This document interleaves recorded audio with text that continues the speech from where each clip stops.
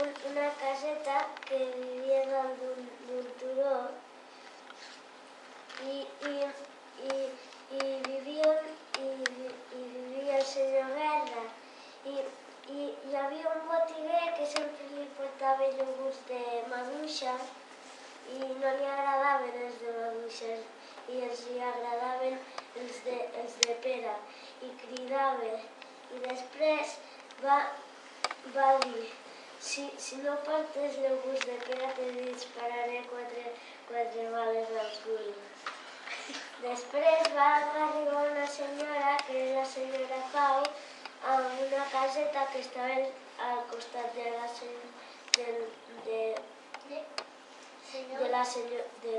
senyor Guerra.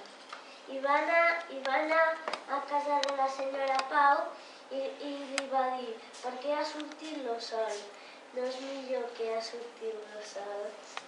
I després, un dia el seu mecànic, que era inventor, estava fent una màquina i després va mirar per la finestra. Després la senyora Pau va anar a casa del senyor Guerra i li va dir: té un pastisset de xocolata. I després havia vist que tenia nius a la teulada i amb el seu limpiaximeneies treia els ocells, treia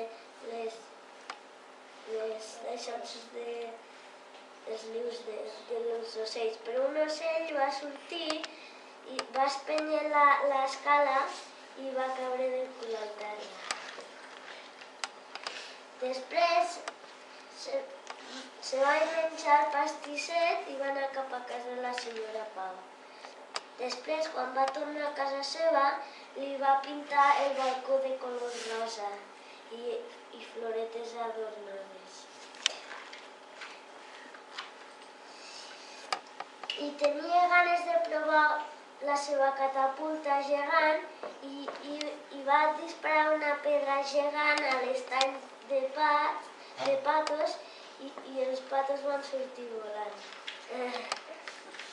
Després va dir la senyora Pau: s'està ficant foc al poble, ajudeu-me.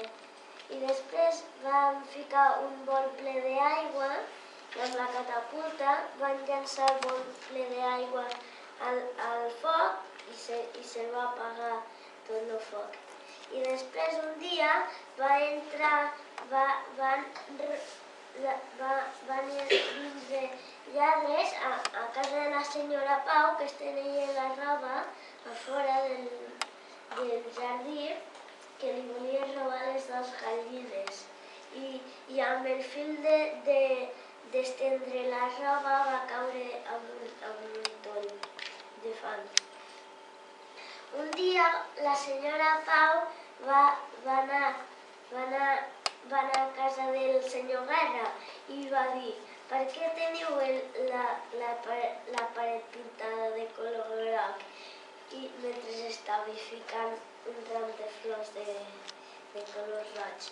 Després van ballar una estoneta i el senyor Guerra li va fer un pastís i el gat i el gos se van fer amics i ja està.